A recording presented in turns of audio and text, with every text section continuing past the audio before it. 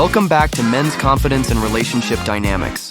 I'm Andrew Davis, and I'm really excited to have a returning guest with us today, Elijah Johnson.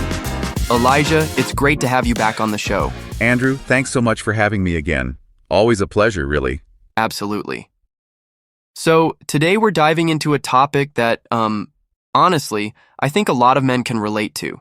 And it's something we get questions about all the time. Moving from the friend zone to what we're calling the partner zone. How to actually change your approach there. Elijah, what are your initial thoughts on this whole friend zone phenomenon? Yeah, I mean, it's such a classic scenario, right? You meet someone, you connect, you think there's potential, but then, you end up in this space where you're, just her buddy. You're the one she calls for advice or when she's upset about, some other guy. And it's brutal, Andrew. It really eats at your confidence. It absolutely does. And the core of it really is that a lot of men, when they fall into that friend zone, they're often operating from a place of insecurity or a lack of clarity. They might be trying too hard to be nice, or helpful, thinking that's the way to earn affection. But what it actually does is it communicates a lack of purpose, a lack of direction in their own lives, and frankly, a lack of clear intention with her.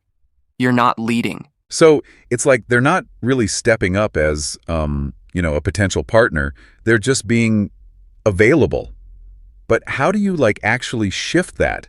Because once you're in the friend zone, it feels like, once you're in there, you're just kind of stuck. That's the common belief, but it's not true. The shift begins with you. It's about reclaiming your own leadership, not just in a relationship, but in your life. You see, a man who is confidently pursuing his own purpose, who has boundaries, who knows what he wants and isn't afraid to express it, that's attractive. That's partner zone behavior.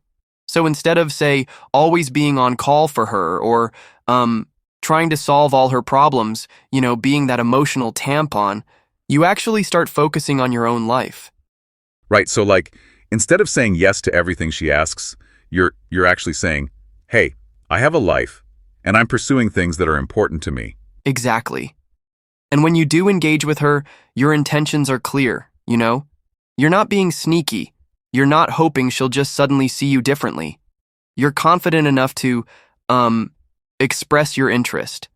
If you want more than friendship, you subtly or directly as appropriate make that known. You initiate, you lead. You demonstrate that you are a man who knows what he wants and frankly isn't afraid to go for it.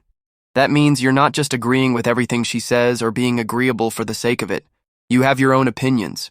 You challenge her playfully. So it's about shifting from being passive and hoping to really being active and intentional about what you want. And that actually builds attraction, which, I think a lot of guys miss because they're afraid of losing the friendship. Precisely. And in doing so, you actually respect yourself more. And ironically, she respects you more too. It's not about manipulating anyone.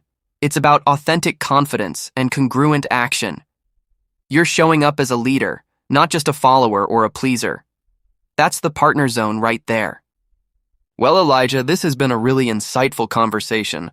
Thank you again for joining us on Men's Confidence and Relationship Dynamics. Thanks, Andrew. Always a pleasure. And to our listeners, remember, confidence starts with you. We'll catch you next time.